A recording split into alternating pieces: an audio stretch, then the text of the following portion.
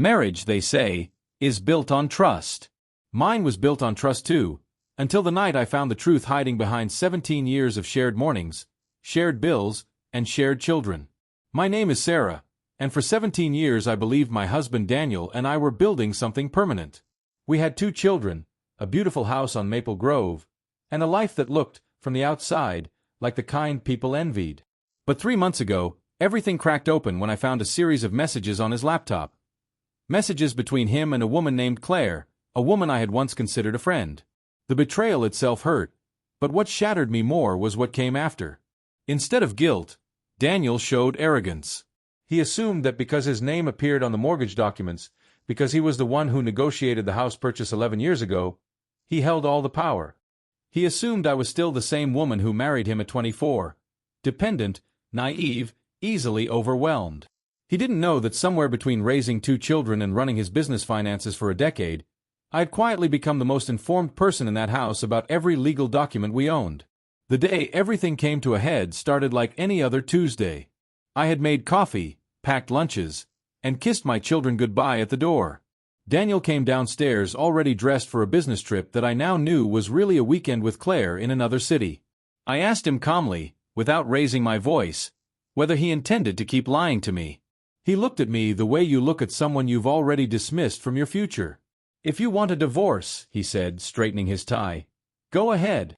But the house and the kids stay with me. You'll walk away with nothing, Sarah. Think about that before you do something stupid." I smiled. Not because I found it funny, but because I finally understood the full shape of the man I had married, and because I knew something he didn't. 3 years earlier, when Daniel's business had faced a lawsuit threat from a former partner, we had restructured our finances on the advice of our accountant.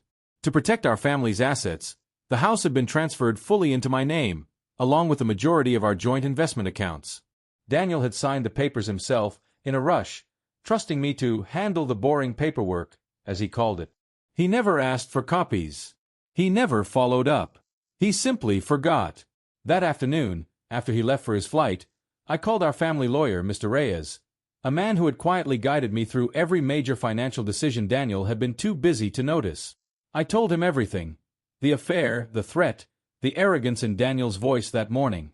Mr. Reyes reminded me gently that legally, Daniel didn't have a leg to stand on. The house was mine. The investment accounts were primarily mine. And under the custody laws in our state, an unfaithful, frequently absent parent rarely won primary custody against a stable, present one, especially when that parent had documented evidence of the betrayal. I spent the next 4 days gathering everything methodically. Bank statements, hotel receipts I had quietly photographed months earlier, screenshots of messages, and a folder of therapy session notes where I had, almost unconsciously, been documenting Daniel's emotional withdrawal from our family for over a year. I wasn't building a trap. I was simply organizing truth that had always existed. Truth Daniel had never bothered to notice because he assumed I was too distracted, too tired, too dependent to ever use it. When Daniel returned from his trip, he found me sitting at the kitchen table with Mr. Reyes beside me and a stack of documents between us. His confidence faltered the moment he saw the lawyer's face. I slid the property deed across the table first, his signature clearly visible beside mine, the ownership transferred to me alone. Then came the account statements. Then came a printed summary of communications between him and Claire, carefully dated and organized. His face went pale as the reality set in. The house he assumed he controlled, the assets he assumed protected his leverage, none of it belonged to him the way he believed. "You don't understand," he stammered, his voice losing all the confidence from that morning. "I thought, Sarah, we can talk about this." I told him calmly that talking had stopped being useful the moment he chose to speak to me with threats instead of honesty. I told him this wasn't revenge. It was simply the truth catching up to him. He had spent years assuming that control meant confidence, that intimidation meant power. He never once considered that quiet observation, patience, and preparation could be a kind of strength too. The custody proceedings, when they came, were far less dramatic than he expected. With documented instability on his side and consistent, present parenting on mine, the court granted me primary custody with reasonable visitation for him. The house remained legally mine, exactly as it had been for 3 years already. Daniel moved into a rented apartment across town, the same apartment, ironically, that he had once joked he'd never need, because our marriage was solid as concrete. In the months that followed, I watched my children adjust, slowly, painfully, but steadily, to a new rhythm of life. I watched myself rebuild something I hadn't realized I had lost: my own voice. I stopped shrinking myself to make room for someone else's ego. I stopped assuming that staying quiet meant staying safe.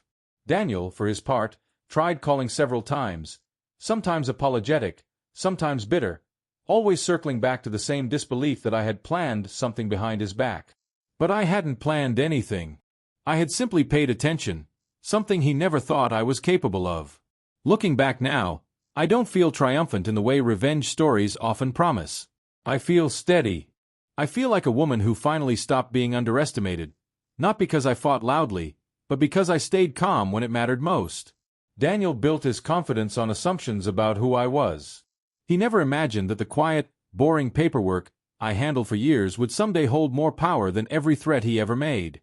And when he told me the house and the kids would stay with him, he wasn't just wrong about the law. He was wrong about me.